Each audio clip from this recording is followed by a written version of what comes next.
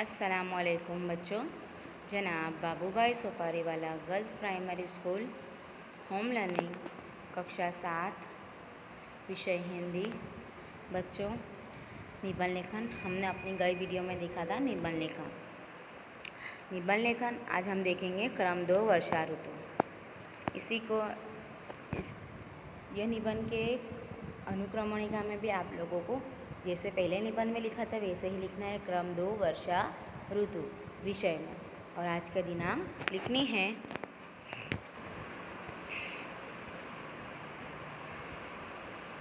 चलिए बच्चों, वर्षा ऋतु के बारे में पहले हम कुछ जान लेते हैं। वर्षा ऋतु ग्रीष्म के बाद आता है। ग्रीष्म ऋतु के बाद आता है।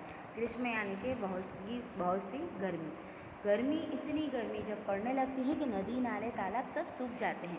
और उसके बाद क्या आती है? वर्षा ऋतु। गर्मी से क्या क्या नुकसान होता है? पशु पक्षी व्याकुल हो जाते हैं गर्मी के कारण, और वर्षा ऋतु वो हमारे लिए वरदान समान बनकर आती है। बादलों की गड़गड़ाहट और बिजली की कड़कड़ाहट से वातावरण सजीव हो उठता है, आनंदित हो उठता है। और बरसात की पहली जो फुहार आती है, पहली बूंदें गिरती है पानी की, तब उससे जो धरती की महक आती है वो बहुत ही अच्छी होती है, जिससे हम अब जो हमारी धरती पर चारों ओर फैल जाती है। बरसात के बाद क्या होता है? जो वातावरण है हमारा वो बहुत आनंदित हो जाता है। आप देखोगे कि वन बगीचे यानी कि जो जंगल हैं, बगीचे हैं, सब में आप लोगों को बरसात का स्वागत करते दिखाई कौन देता है? मोर नाचते हुए बरसात का स्वागत करता है वर्षा ऋतु में। और हम देखेंगे कि जगह जगह हमें हरियाली दिखती है।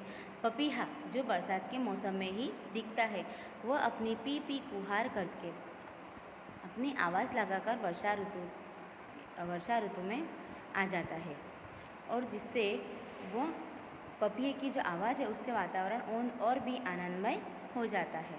चारों ओर आप लोगों को मेंढकों की टर, झिंगुरों की झंकार, जो झिंगुर होते हैं ना उनकी झंकार सुनाई देती है ना बच्चों। वर्षा का अमृत जल पीकर पेड़ पौधे हरे हो जाते हैं और उन पर रंग बिरंगी फूल खिल उठते हैं। क्या होते हैं? रंग बिरंगी फूल खिल उठते हैं। देखते ही देखते हर तरफ हरियाली छा जाती है। क्या होता है? हर तरफ हरियाली छा जाती है। आकाश में सतरंगी इंद्रधनुष, हम जिसे इंग्लिश में रेनबो कहते हैं, वो शोभा बढ़ा देती है। और बरसात का जैसे आगमन होता है तो हमारे जीवन में तो नई उमंगें आ जाती है, खास करके किसानों में।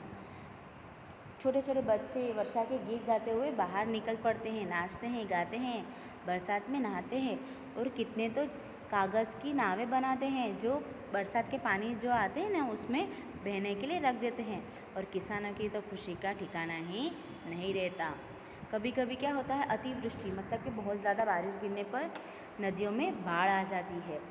ऐसे समय जान माल का बहुत नुकसान होता है, किंतु इससे वर्षा ऋतु का महत्व कम नहीं हो जाता।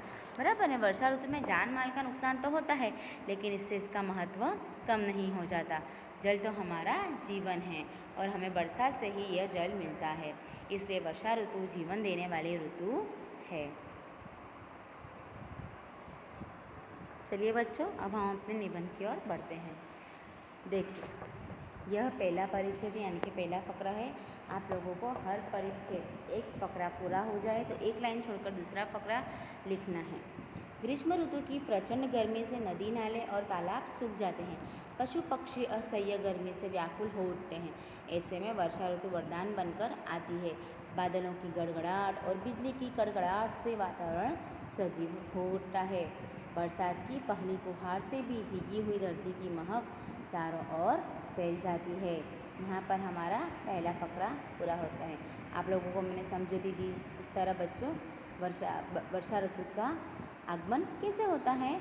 गर्मी से व्याकुल हो जाने के बाद बादलों की गड़गड़ाहट और बिजली की कड़कड़ाहट से यह वातावरण सजीव होता है कि अब वर्षा ऋतु आने वाली है। दूसरा पैराग्राफ है कि बरसात से वातावरण सुहावना हो जाता है।